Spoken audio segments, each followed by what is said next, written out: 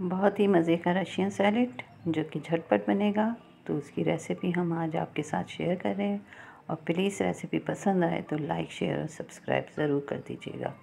तो आइए चलते हैं।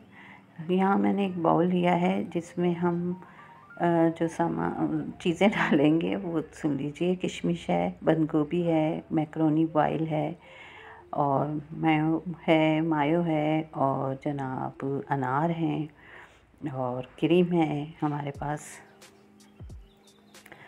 और सेब को मैंने काट लिया है। और इसमें मैं अभी आधा कप दूध डाल दूँगी ताकि सेब काला ना हो।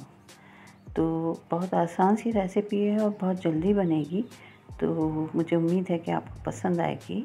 हम बहुत मुश्किल काम वैसे भी आप सबके साथ शेयर नहीं करते।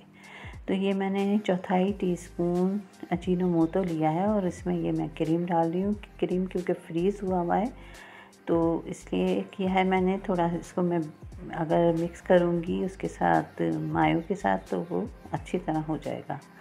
और इससे 1 कप क्रीम अगर आप ले रहे हैं तो हाफ़ कप आपने मायो लेना है। तो इनको हमने अच्छी तरह से मिक्स कर लेना है और फिर हम इसमें तमाम चीज़ों को शामिल कर देंगे। तो ये है ना झटपट सी रेसिपी, और आपको पसंद भी आएगी इंशाल्लाह। इसमें मैंने 1.5 टेबल स्पून के करीब चीनी डाली है।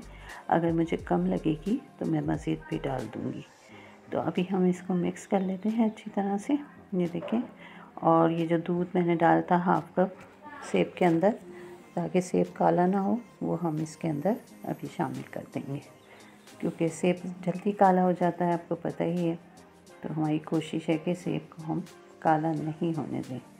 तो ये हमने इसमें शामिल कर लिया है, और इसी तरह हम बाकी का जो भी है सामान हमारे पास, अनार वगैरह, ये सब इसमें हम शामिल कर देंगे। दूध से थोड़ा ये है कि बहुत गाढ़ा नहीं होगा, और तमाम जब ये सब चीज़ें डलेंगी तो ये बिल्कुल सही परफेक्ट हो जाएगा, ना पतला और ना गाढ़ा।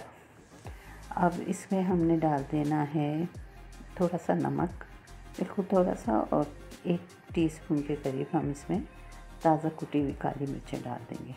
उसकी खुशबू और उसका जायका बहुत अच्छा बनता है।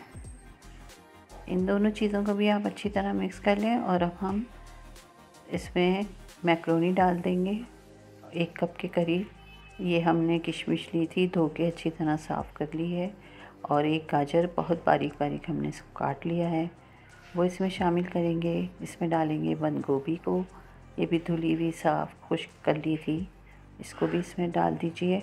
और अब इसमें आपने तमाम चीज़ें जब डाल दी हैं तो बस इसको अब डिश आउट करते हैं, और फिर आपको दिखाते हैं कि कैसी बनी है। माशाल्लाह बहुत मज़े का, और ठंडा करके खाएंगे तो और भी मज़ा आएगा। इसमें मैंने थोड़े से डाल दिए हैं बादाम, कुछ मज़े के लगते हैं बादाम भी इसमें रशियन सैलेड में। तो मुझे उम्मीद है कि ये रेसिपी अच्छी लगेगी।